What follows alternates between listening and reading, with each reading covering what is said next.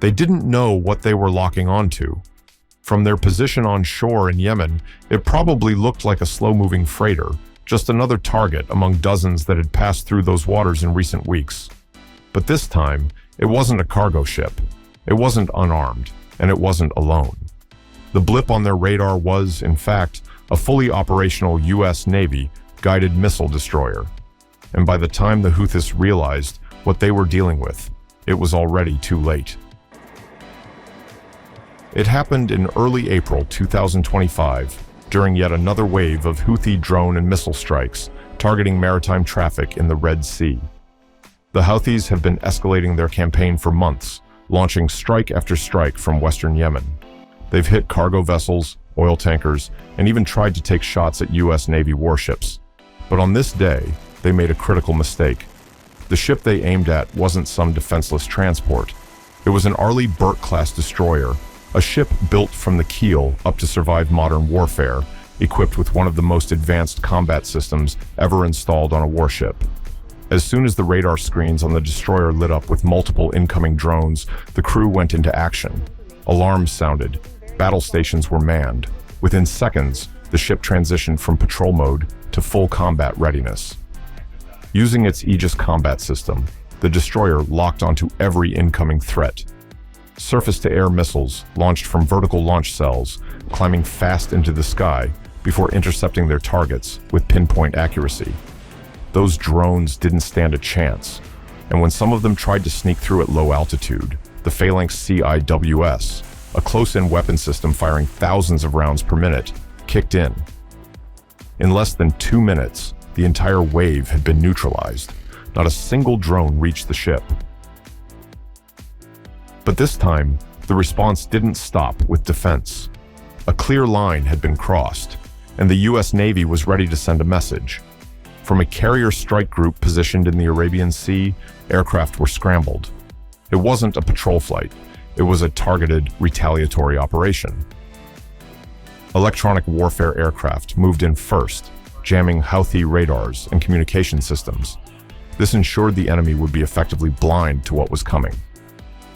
Next, U.S. fighter jets launched air-to-surface missiles, taking out known launch sites, radar towers, and weapons storage areas. The attack was swift, precise, and devastating.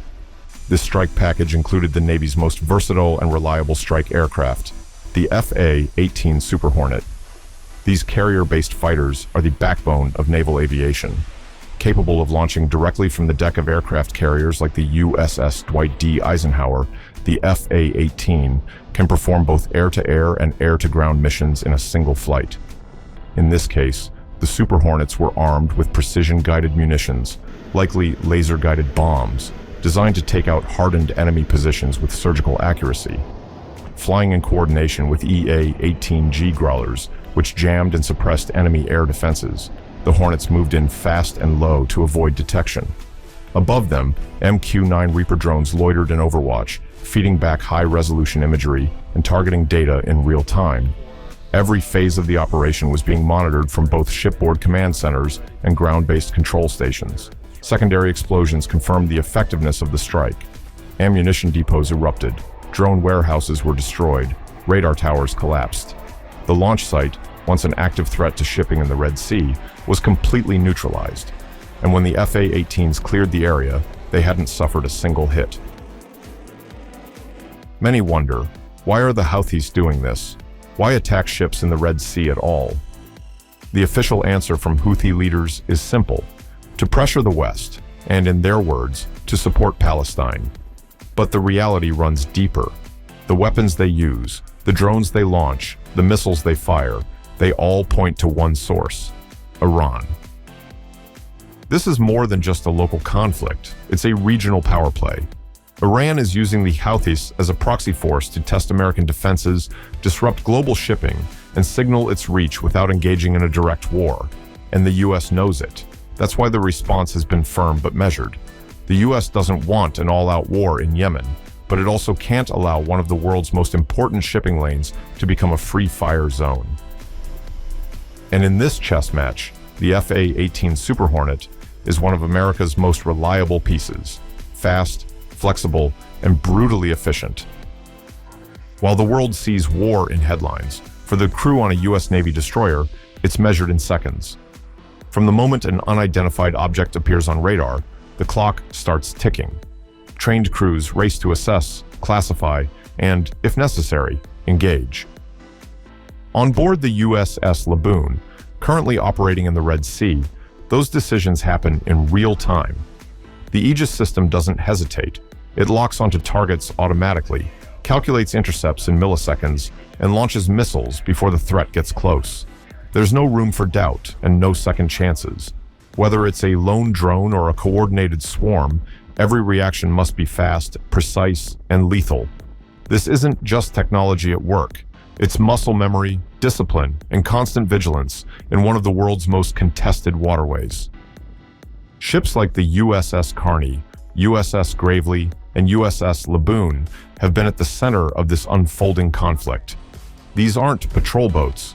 They're heavily armed destroyers with cutting-edge tracking systems, guided missiles, and rapid-fire cannons. Some of them have already intercepted over 40 drones and missiles since this crisis began. They're not just escorting cargo ships.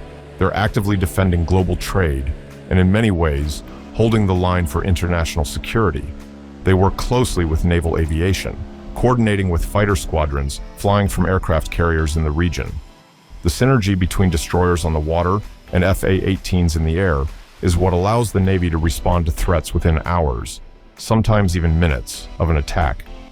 It's a flexible, forward-deployed response force that doesn't wait for permission.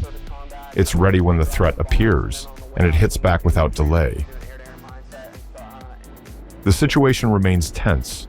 The Houthis are still launching attacks. More drones are expected. More missiles will likely be fired.